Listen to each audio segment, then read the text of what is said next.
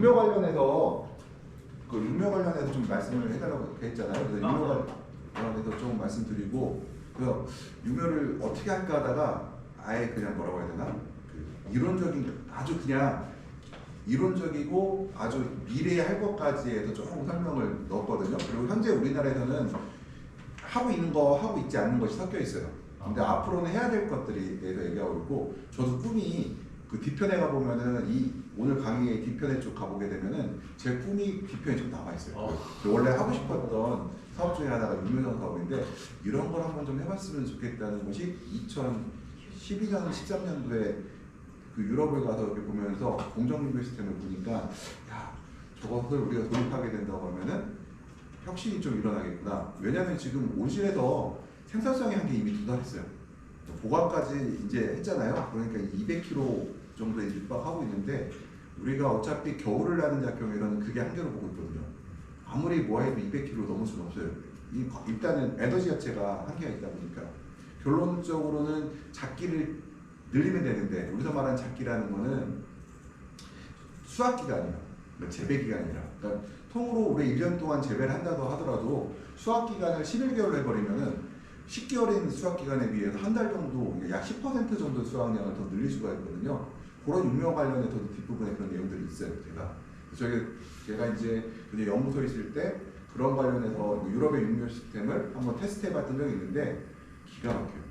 그래서 그러니까 이론적, 그러니까 저는 이제 그걸 막 상업적으로 하지 못하고 몇백 포기 정도를 테스트해봤는데, 보통 수확이 거의 정식하고 한 달, 방울토마토가 한 달, 그 다음에 큰 토마토 같은 경우도 약 한 35일, 40일이면 수확이 되니까 엄청 빠르잖아요. 보통 우리 최소 2달 걸리는데, 그래서 2달에서 뭐 석 달까지 걸리잖아요. 근데 이 시스템을 사용하니까 굉장히 좋더라. 단, 온실이 육묘장이 현재 육묘장으로 안 되고 전부 다 고쳐나가야 되고, 그리고 아마 그 육묘장들은 짓게 되면은 현재 사용되고 있는 여기 벨로형 유리온실들 있잖아요. 전부 다 거기다 가격이 비싸요.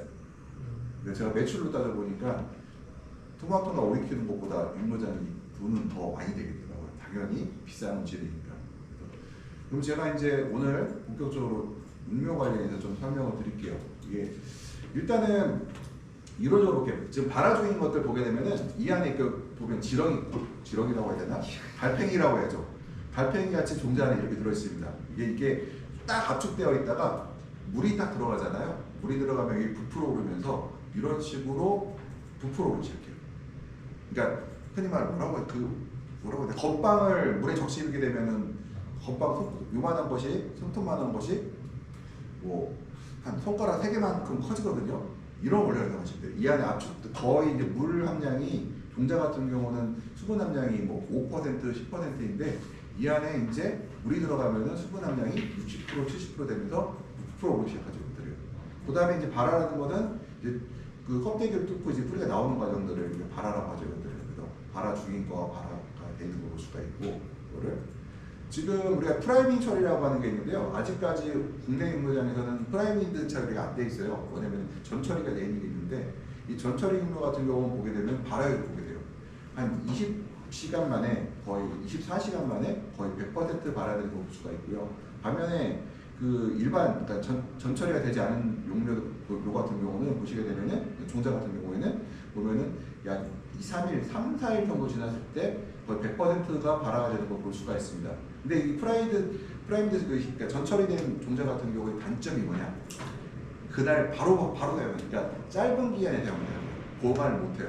또 유럽에서는 그 육묘 첨단 육묘장이 많이 생김에 따라서 이런 전처리된 종자들도 보급되고 있더라. 이렇게 되면은 우리가 흔히 발화율보다는 그 정식 초기에 그 치고 올라가는 것들이 거의 유사하게 올라오겠죠.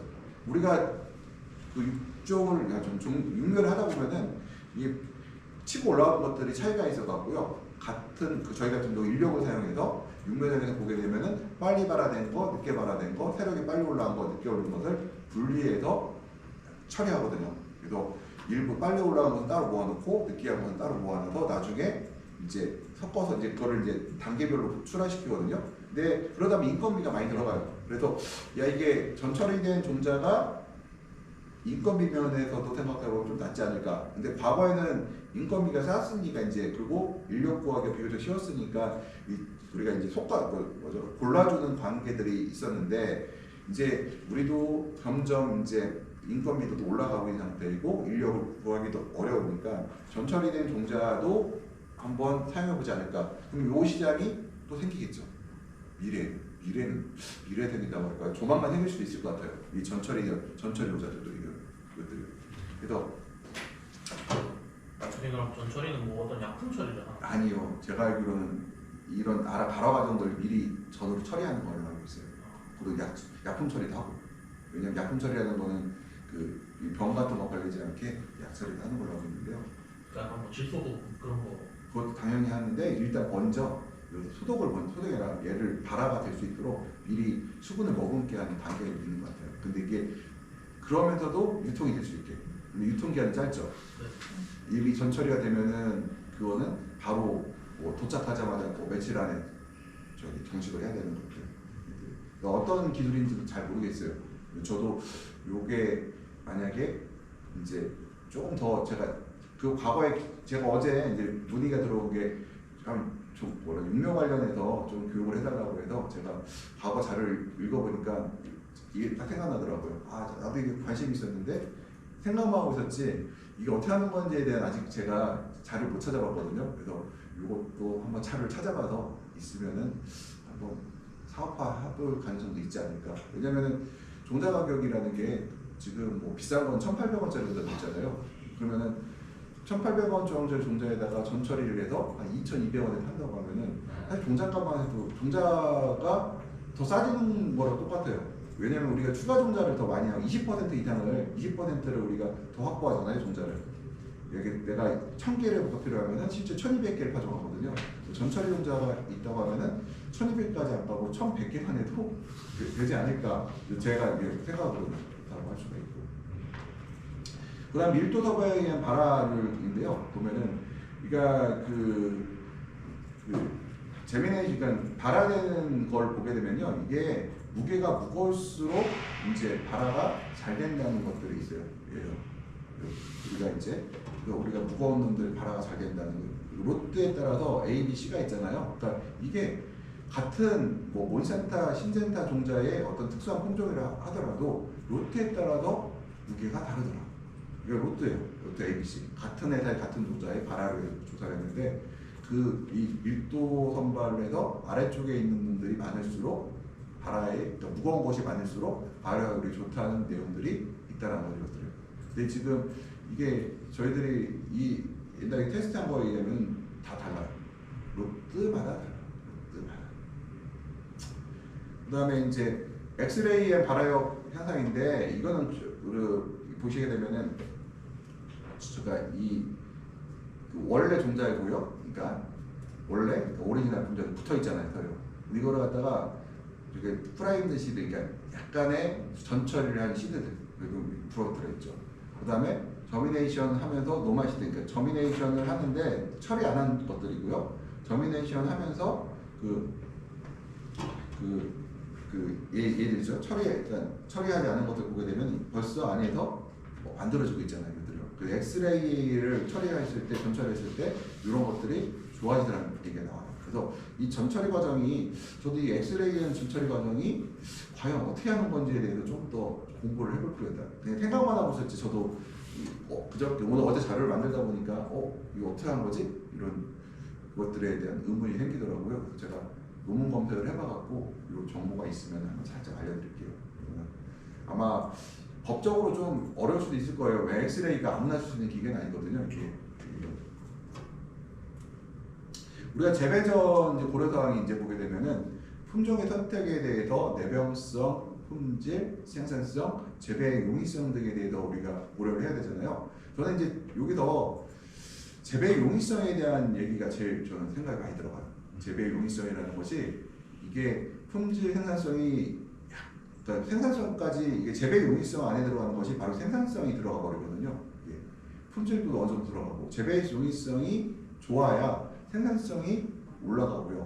품질까지는 모르겠어요. 근데 일정 품질이 유지되면서, 그러니까 시장에서 받아들일 수 있는 품질의 그 한계 안에서 재배의 용이성이 뛰어나다고 하면은 생산성은 당연히 높을 수밖에 없거든요. 내병성도 재배의 용이성 안에 포함되는 개념이라고 생각해요. 그래서 저도 과거에 이제 어떤 특정 품종들이 이제 식용으로 나왔을 때 제가 이제 테스트 농민들이 가서 조사를 해보거나 제가 먹어보면은 야 맛이 없어 그랬는데 그래서 이제 안 팔릴 줄 우리 처음에는 안 팔릴 줄 알고 농민들 나 이거 못 쓸 거야 봤었거든요. 근데 시간이 몇 년 흐르고 나면은 그 품종들이 장하고 있는 거예요 세상에. 재배의 용이성이라는 것이 품종의 선택에서 가장 중요한 걸로 저는 보고 있어요. 왜냐면은 이 재배 용이성이라는 얘기는 잘하는 사람과 못하는 사람들이 물론 잘하는 사람은 더 잘 찍겠지만 재배를 중하위권에 있던 사람들도 결과적으로는 내가 50점짜리 농사를 졌는데 60점, 70점은 된다는 얘기거든요. 이것들이요. 그래서 재배 우리가 종자 사업을 한다고 하면은 여기서 앞으로 종자 사업을 할 수도 있겠지만 하는 사람도 있을지도 몰라요. 왜냐면 재배 사업 오래 하다 보면은 종자로 가는 사람들도 있어요 실제로. 왜냐면 종자 용업이 용이해지거든요. 그러면은 이 재배 용이성에 대해서 가장 저는 점수를 높여주고 싶어요. 이것은 생산성과 내병성을 포함한 내용이고요. 그다음 재식 밀도는 재배 작형 및 온실의 상태를 고려하고요. 그러니까 재배식 밀도 당연히 그렇겠죠. 그다음 재배 방법을 고려하게 될 거고요. 배제 용량은 그러니까 암명 같은 경우에는 제곱미터당 7에서 9리터 정도. 코코넛 배지는 요거의 2배인 14에서 한 20리터 정도가 들어가겠죠. 이게 15에서 20리터 정도가 들어갈 수가 있어요. 암면 대비 거의 2배 정도의 용량이 필요하거든요. 제곱미터당 이제 필요한 슬라이드 부피를 이제 계산해 볼게요. 우리가 암면 기준으로 이제 우리가 얼마 정도를 필요할까 볼게요. 보면은 대부분의 해수작물은 7에서 10리터 정도의 그러니까 암면 기준이에요. 코코넛 배지는 이거보다 거의 1.5배, 2배가 필요하다고 했어요. 보통 7리터 정도의 수분 완충량이 필요하다. 제곱미터당. 그 다음에 보통 우리가 그 7에서 9리터 정도는 이제 충분히 필요하고요. 7리터 이하는 안 되고요. 9리터 이상은 너무 많다고 얘기할 수가 있어요. 근데 9리터 이상 들어가게 되면 또 단점들 하나가 있죠. 가격이 암면 가격이 올라가 버리겠죠. 근데 여기서 이제 주의할 점이 이것은 그로단이나 퀸즐랜드 같은 유럽산 암면 기준이고요. 국산 암면은 이것보다 부피가 커야 돼요. 예, 물을 갖고 있는 능력이 좀 떨어지는 게 있어요. 그러니까 예를 들어서 그러니까 수분함 보유량이 아래쪽 내가 앞면이 7.7cm라고 해요 높이가. 근데 좀 고급 좀 좋은 앞면들은 아래쪽과 위의 함수량 차이가 적은데 나쁜 앞면일수록 위쪽과 아래쪽의 편차가 커지거든요. 그러다 보니까 이게 좀 질이 떨어지는 앞면 같은 경우에는 아래쪽이 물이 많고 위에 물이 적다 보니 앞면이 부피가 더 커져야 동일한 물의 용량을 확보할 수가 있고요. 그리고 실제로 위쪽에 물이 없는 앞면 그 배지 같은 경우는 식물체가 윗 공간을 활용하지 못해요. 그러니까 건조한 구역에 거기에 뿌리가 발달하지 않기 때문에 실제로 부피가 있어도 실제로 그 공간을 활용할 수가 없다는 거죠. 그래서 이거는 말씀드렸듯이 퀸즐랜드라든가 브로단 암면 같이 조금 그래도 성능이 좋은 암면들에 대한 얘기가 나올 수가 있고요. 제곱미터당 7에서 9리터 정도 토마토, 파프리카, 오이에서 적당한 볼륨 배지라고 얘기할 수가 있어요. 토마토, 오이, 파프리카 전부 다 3개가 얘기할 수가 있어요. 근데 요새도 그 그로단 안면 토마토 재배할 때 그 배지 쓰시는 농가분들 많나요? 제가 듣기로는 좀 비싸져가지고 쓰시던 분들도 좀 그게 안면 가격이 비싼 것도 있었지만 그게 비싼 것도 있지만 조금 뭐 해야 되나 쓰레기 버린 처리 비용이 좀 아까우셔갖고 이게 좀 많이 바뀌는 경향이 있어요. 과거 썼던 분들. 그래도 뭐 그러다 쓰신 분들은 계속 쓰시고요. 그건 편하다고 하세요. 관리가 버리기가 조금 애매하긴 한데 관리는 편하다 이렇게 얘기하시더라고요. 그리고 2년 쓰려고 하면은 안면보다 코이업이 제일 편해요. 안면은 물이 잘 안 채워지거든요. 그래서 2년, 3년 사용할 때 다용으로 사용할 때는 안면을 좀 회피하는 경우가 있고 단년만 사용하시는 경우는 아직도 안면을 많이 쓰고 있어요. 이 한 해만 쓸 경우에. 지금 여기는 이제 안면 기준이긴 하지만 안면과 코이어 배지는 크게 다른 건 없어요. 볼륨만 좀 크게 하면 되고요.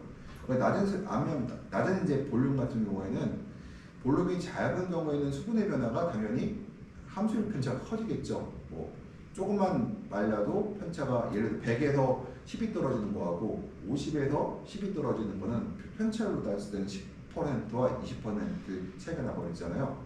그래서 그 볼륨이 작은 배지 같은 경우는 광이 많은 시기에는 과수 시스템 문제로 피해가 올 수 있기 때문에 배지는 적당하게 크게 유지해야 되는데, 안면 배지 같은 경우는 일반적으로 적당한 배지를 다 사용하고 있는데요. 코코넛 배지를 사용하는 분들이 최근에 문제가 되는 분들이 있어요. 뭐냐면은 코코넛 배지를 안면 배지 기준으로 사용하시는 분들이 있더라고요. 10에서 15리터짜리 배지 봤어요.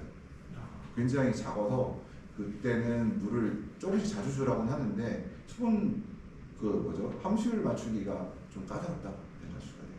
그래서 우리가 낮은 슬로브 배지 같은 경우는 관수를 좀 일찍 해야 되고 늦게까지 물을 줘야 되고 야광 관수가 필요할 수도 있고 효율적인 수분 관리가 어렵다고 생각할 수가 있습니다. 이러다 보니까 물을 조금 더 좀 넉넉하게 줘야 되다 보니까요. 그러다 보니까 조금, 그리고 이시도 좀 낮게 관리해야 되고, 그러다 보니까 오히려 비료 가격은 더 들 수도 있어요. 왜냐면은 그 배행률을 좀 높여야 되는 한계가 있거든요. 얘들이요. 높은 슬라브 볼륨 같은 경우는 이제 그 배지가 볼륨이 큰 경우에는요, 수분 함축력이 너무 높아 수분 조절이 어렵다. 코코넛 배지의 단점은 뭐냐? 안면 배지보다 볼륨이 크기 때문에 흔히 말해서 이제 그 수분의 그 이시라든가 함수율 조절이 좀 어려운 경향이 있고요. 그 배지의 볼륨이 크게 되면은 그러니까 영양생장으로 약광기 때 영양생장으로 가려는 경향이 있어요. 그래서 영양소 관련이 있다 보니까 약광기 때 같은 경우는 에너지 비용이 추가적으로 발생할 수도 있다. 그 증산량이 많다. 저기에 비해서 배지의 볼륨이 커지게 되면, 그러면 증산량이 많아진다는 얘기는 쓸데없는 과잉 증산에 의해서 난방비가 증가할 수도 있다는 얘기가 돼요. 약광기 때, 우리가 저온기 때, 약광기 때 식물이 많은 증산을 하게 되면 난방비가 추가적으로 들어가거든요. 물론 습도 무시하고 그냥 받아놓고 하시는 분들이야 난방비가 똑같겠죠. 그렇지만 우리가 습 조절을 하면서 예를 들어서 내가 90% 이상은 허용하지 않겠다는 사람들 같은 경우는 90%에서 갭을 만들 거 아니에요. 갭을 쓰게 되면은 난방비가 더 증가하게 되겠죠. 또 높은 볼륨, 배지의 볼륨은 바로 높은 증산으로 가고, 높은 증산은 습도 조절을 하는 온실에서는 난방비의 증가로 이어질 수가 있다고 될 수가 있어요. 그리고 주야광도 확실한 편차도 만들기 어렵고, 그래서 이제 수분 관리가 어려워지면 재배전, 전기에 걸쳐 작물의 생식생장과 영양생장 조절이 어려워진다는 거. 그러니까 볼륨이 작을수록 조절이 쉬워요.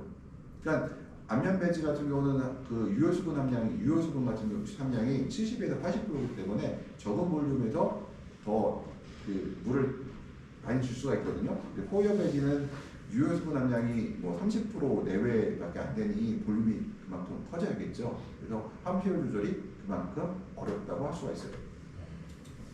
그래서 여기서 여기 하나 빼먹었구나. 뒤에 있어야 되는데 하나 커트를 빼먹었어요. 편집하다 보니까. 그러니까 높은 슬라브 볼륨에서는 그럼 어떻게 되느냐? 결론적으로는 다량 소외 관수를 할 수밖에 없다. 왜냐면 편차를 만들기 위해서 다량 소외 전략을 펴야 되게 되고요. 그리고 극단적으로 하면은 그 물을 끄는 시간 같은 것도 12시 이전에 다 끊어버릴 수가 있죠. 예를 들어 딸기 같은 경우는 코이어 배지보다 얘들을 보니 볼륨을 더 큰 걸 사용하더라고요. 특히 이제 그 자루에 담아서 쓰시는 분들 같은 경우는 볼륨이 막 40m씩 되더라고요. 그러면은 이런 배지 같은 경우는 극단적으로 더 일찍 끊어요. 보통 11시 끊을 수도 있고 12시 전에 기본이 되겠죠. 근데 그런 딸기 같은 경우는 보게 되면은 그 볼륨이 크다 보니까 물을 많이 주기도 하는데 이분들의 특성들이 이제 물을 늦게까지 주는 특성들이 되어 있어요, 일반적으로. 근데 딸기는 토마토 너이나 파프리카에 비해서 습해에 강한 편이에요. 습해에 강하다고 습하게 관리하라는 뜻은 아니죠, 그거요. 네.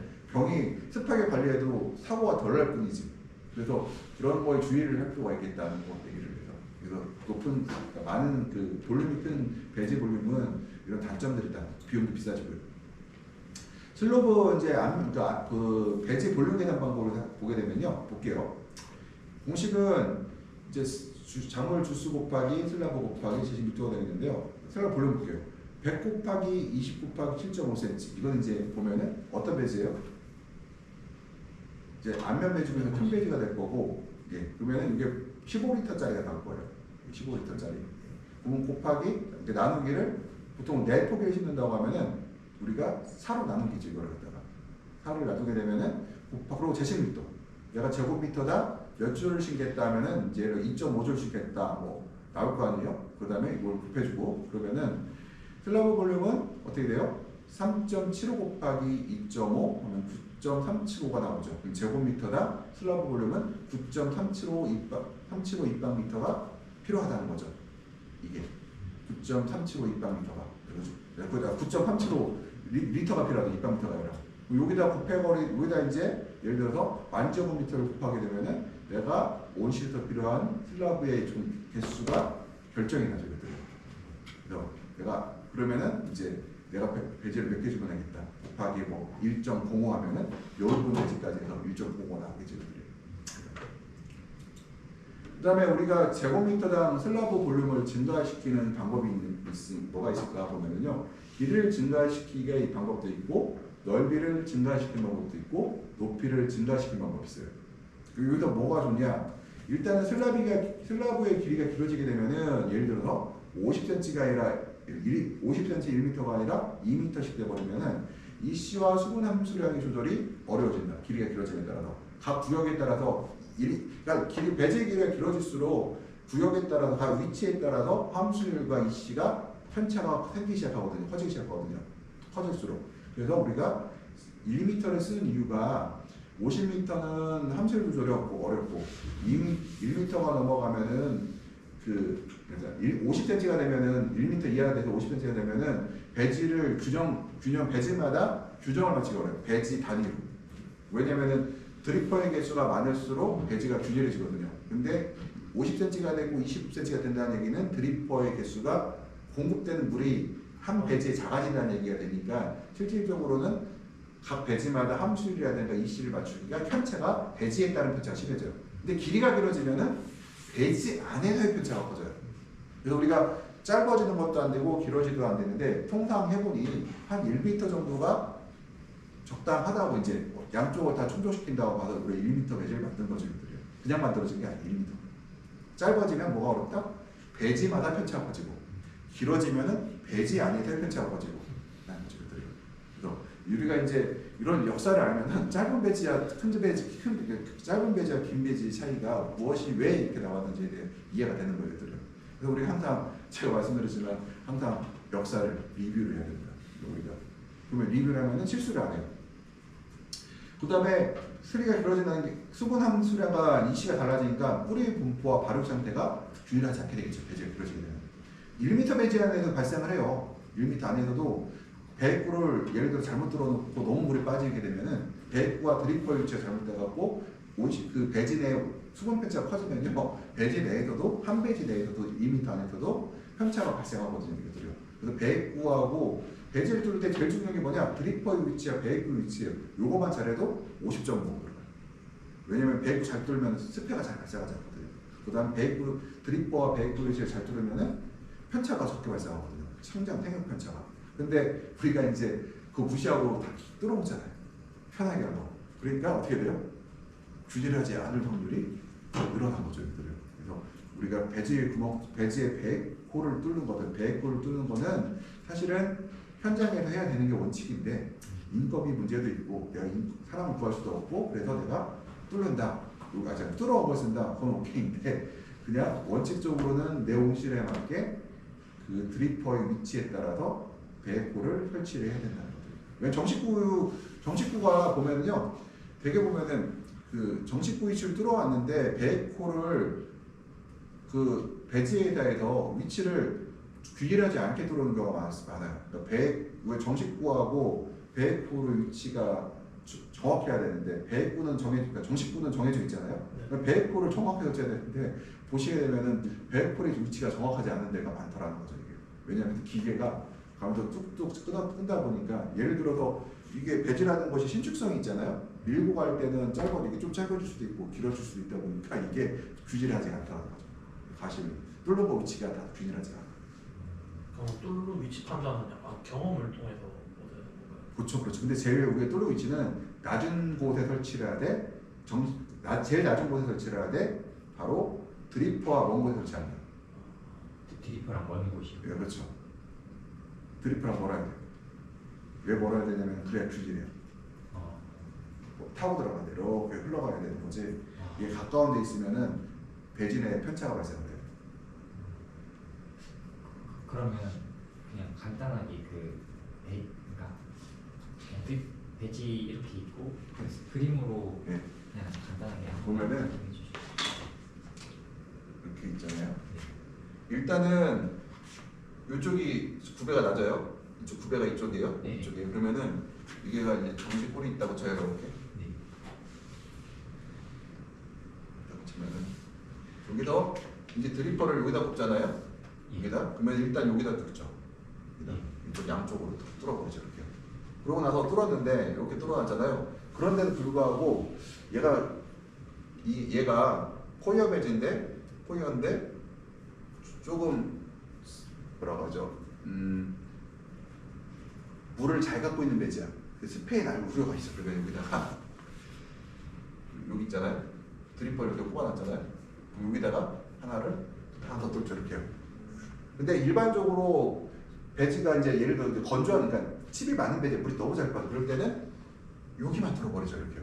근데 되게 배지의 품질이 코이어 배지 같은 경우는 안면 같은 경우 좀 균일한데 코이어 배지는 균일하지 않아요. 자기 말로는 업자들 말로는 뭐 6대4라고 하는데 실제 받아보면은 뭐 7대3일 수도 있고 7대3이라고 하는데 8대2일 수도 있고 막 이러거든요. 그러면은 내 배지가 좀 거칠다 싶으면은 베이크를 이쪽에 하나만 뚫는 방법을 찾아보고요. 딱 봤더니 배지가 품질이 좋아. 그래갖고 좀 더스트가 좀 들어있고 더스트가 50% 들어있고 괜찮은 품질이 좋아요. 그럴 때는 봐서 여기다 하나 더 뚫을 수도 있고요.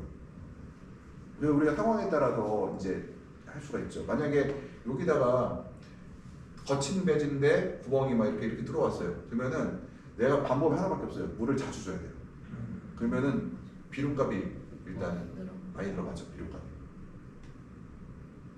그래서 이거를 그러니까 이게 안면 이게 코이어 배지가 품질이 균일하다고 하면은 균일하게 그러니까 똑같이 뚫어보면 되는데 이 배지가 균일하지 않거든요, 이것들요. 그러다 보면은 이게 다른 문제들이 발생할 수 있어갖고 그래서 저는 배구 뚫는 것이 가장 기본이다. 요것만 해도 한 30, 제가 50점은 먹고 들어간다. 근데 저 뚫을 때는 전체 저렇게 동그랗게 뚫는 거예요? 아니면 그냥 칼로 이렇게 밑에서 위로 탁 긁어버리죠. 아. 근데 칼을 쓸 때는 파프리카 그 칼을 쓰거나 아니면 톱니바퀴보다 약간 거친 칼을 쓰는 게 좋아요. 거친 칼을 써야 배액이 잘 배출이 돼요. 이게 지그재그도 달려질 때 거치게 써야 되거든요. 그 구멍 뚫는 작업하다가 좀 생각난 건데 그 옛날에 그 초등학교 때 쓰던 조각칼 같은 거 있잖아요. 네. 그 세모나게 그거로 그냥 이렇게 쑥 집어넣는. 구멍 옆으로 구멍 뚫으면 안 되죠. 이거 얘기했지만